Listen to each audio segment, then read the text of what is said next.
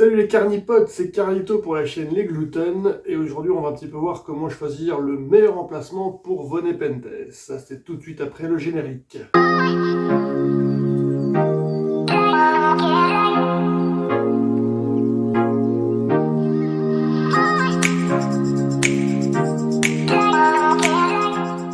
Et bien on va pas y aller par quatre chemins. Le premier point, le point le plus important évidemment pour choisir où on va placer ces plantes carnivores à l'intérieur, devant une baie vitrée, hein, parce que le but c'est quand même d'avoir la lumière du soleil, de profiter un maximum de la lumière naturelle. Et bah voilà, on a quatre orientations possibles, nord, est, ouest, sud. Le plus simple, le plus radical, le plus efficace pour une meilleure luminosité au global, une meilleure intensité lumineuse et une plus longue durée d'ensoleillement, c'est le sud. Très simple à comprendre, hein, la position du soleil. Le sud, c'est le meilleur emplacement, la meilleure exposition à donner à vos plantes carnivores.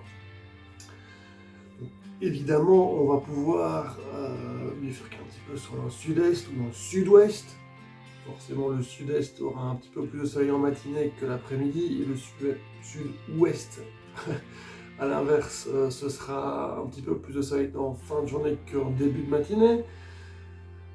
Bon, voilà, mais tout ça, tout ce qui est quand même principalement sud, sud-est, sud-ouest, là on est sur quelque chose de tout à fait bien pour les plantes, il y a assez de lumière, vraiment elles seront à l'aise avec ça.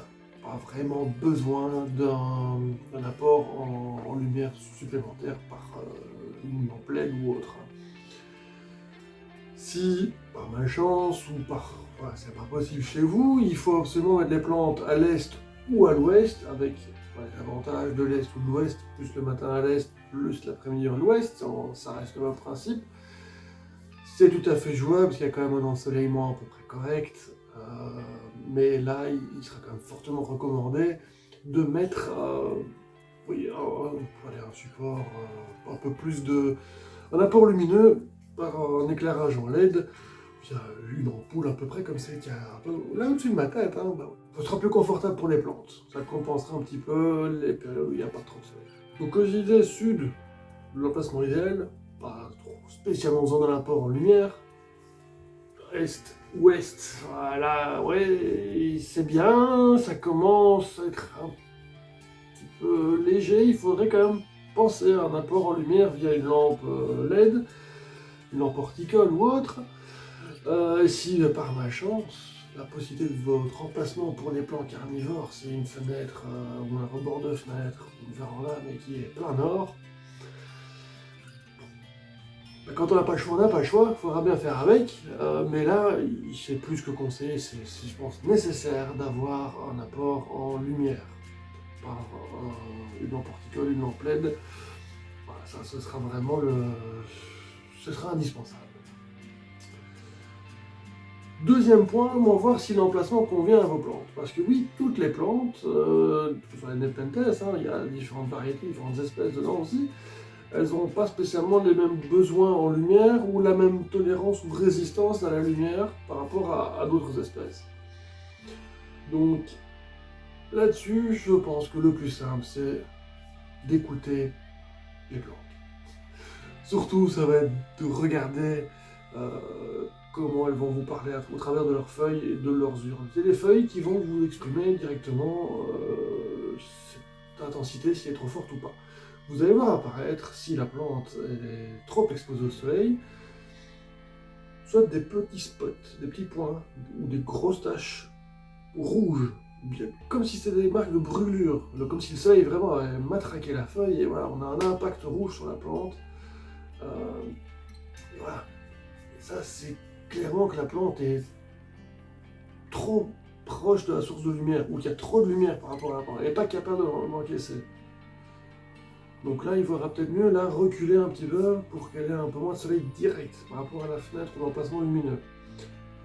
Maintenant, voilà, vous avez sur une période de 1, 2, 3 semaines, le temps que les nouvelles feuilles réapparaissent, voir comment elles se comportent, si elles récupèrent encore des taches rouges ou autres. Voilà, c'est un petit peu à voir au feeling, toutes les 2-3 semaines, voir un peu l'évolution, comment la plante s'adapte Maintenant, il est aussi possible que la plante ait été dans un environnement fort peu lumineux avant que vous l'ayez chez vous, et qu'on l'a placée trop proche, trop vite, proche d'une bonne source de lumière, qui en fait lui convient bien. Donc elle va avoir ces impacts rouges, ces spots rouges sur les feuilles, mais progressivement vous pouvez essayer peut-être de la rapprocher un peu de la source lumineuse, parce que plus elle aura du soleil correct, convenable, mieux elle se portera. Voilà, il ne faut pas être catégorique avec une plante et dire ok, elle n'a pas résisté quand je l'ai mis là au début. Voilà, c'est peut-être qu'il lui faut un peu plus de temps pour s'acclimater aussi. Parce que bon, en toute logique, les Nepenthes ont quand même globalement besoin d'un bon apport en lumière. Donc il ne faut pas se dire tiens, je vais en mettre une en plein milieu de la pièce, écartée des fenêtres, elle aura un petit peu de lumière, ce ne sera pas suffisant. Oui, elle a peut-être rougi parce qu'elle était trop proche des fenêtres et qu'elle n'était pas habituée à ça, mais il faut quand même globalement essayer de les placer proche de la source lumineuse. Donc, il y avait ce phénomène de taches rouges, qui est assez facile à percevoir et à comprendre. C'est la feuille qui brûle, tout simplement. Il y a maintenant aussi une petite nuance à apporter par rapport à ça, c'est que si la feuille est, allez, rouge dans les bordeaux, mais parce que la base de la feuille était déjà verte foncée. Il y a des espèces aussi, il faut le savoir, qui ont dans leur faculté, la feuille passe d'un vert très intense, très foncé, à un rouge bordeaux progressivement. Mais ça, elle va être rouge, il y aura des taches rouges, des zones rouges sur les feuilles, mais c'est tout à fait normal. C'est la plante qui réagit, c'est comme ça qu'elle doit être justement quand elle est bien ensoleillée, bien exposée. Là, elle devient toute rouge. Donc il faut arriver à faire un peu la différence, et c'est pour ça aussi que je dis, il faut d'abord prendre aussi ces renseignements par rapport aux espèces que vous avez. Est-ce qu'elles ont tendance à rougir ou pas du tout, de manière normale et naturelle, si elles doivent tendre vers les feuilles rouges? Du coup, s'il y a des spots rouges ou des taches rouges, c'est pas grave. Maintenant, vous verrez aussi un petit peu avec l'expérience, avec le temps, vous verrez la différence entre une feuille qui rougit de manière uniforme et normale et naturelle, ou une feuille qui a rougi parce qu'elle a été trop exposée ou trop violemment exposée au soleil. Un indice qui peut vous aider, c'est si jamais la plante a déjà de base des feuilles vertes, mais qui sont vertes claires, vert vraiment un peu péchues. Là, c'est sûr que ces plantes-là, elles vous donnent déjà un indice, généralement, pas non plus d'être trop strict, mais généralement, ces plantes-là vont vouloir avoir du soleil, mais pas exagérément trop vite. Il va falloir y aller progressivement avec celles-là. Tandis que celles qui ont les feuilles vraiment d'un vert foncé, parce qu'un vert intense, un vert fort profond, et vous verrez généralement, il y a aussi toujours un petit signe dans les plantes qui aiment bien le soleil, qui ont besoin de beaucoup de luminosité et qui vont virer vers le rouge. C'est que dans le vert, on peut retrouver dans une manière assez profonde certaines veinures, certains endroits où la plante va avoir tendance à rougir. Dès qu'elle capte un peu le soleil, ça va passer du vert au rouge. Un rouge bordeaux, souvent. Ça, c'est des plantes qui vont avoir plus de soleil, qui vont bien le tolérer. Voilà. Troisième petit point, par rapport aux saisons, c'est sûr qu'en hiver, on a une période d'ensoleillement moins importante qu'en été. Donc, si en été, on va dire, de manière générale, il n'y aura pas vraiment besoin d'un apport en lumière, même au sud, en hiver, je pense que c'est bien d'avoir un petit complément de lumière. Il faut pouvoir un peu essayer de donner de manière uniforme à la plante de la lumière toute l'année la même. Donc voilà, c'est pour ça que je conseillerais quand même, peu importe l'emplacement où vous choisissez, idéalement au sud pour avoir un apport naturel, mais une petite lampe LED de complément, ça fera quand même chaque jour beaucoup de bien. Un dernier point à voir ensemble, c'est pour vous aider, c'est un petit bonus, c'est une application, vous trouvez ça sur Android, sur le Play Store, qui vous permet de voir la trajectoire du soleil par rapport à l'emplacement que vous allez demander. Donc ça s'appelle SunPath, S-U-N-P-A-T-H, le changement sur Android tout à fait classique, sur le Play Store. Et voilà, vous placez le téléphone en mode caméra, vous regardez, vous pointez l'emplacement qui vous semblerait bien, hop là là, vous savez, avec la boussole qui est intégrée, vous savez, on peut voir l'orientation aussi. Et à partir du moment où vous allez voir, en fonction des heures, tac, tac, tac, tac, tac, tac, tac, en arc de cercle, représentant la trajectoire que le soleil va avoir aujourd'hui pour votre emplacement. Bien sûr, il ne tient pas compte de l'environnement. S'il y a un arbre ou un building devant, il va vous afficher la trajectoire et c'est un petit peu à vous de voir, bah oui, ok, si le soleil est là mais qu'il y a un building devant, vous ne l'aurez pas.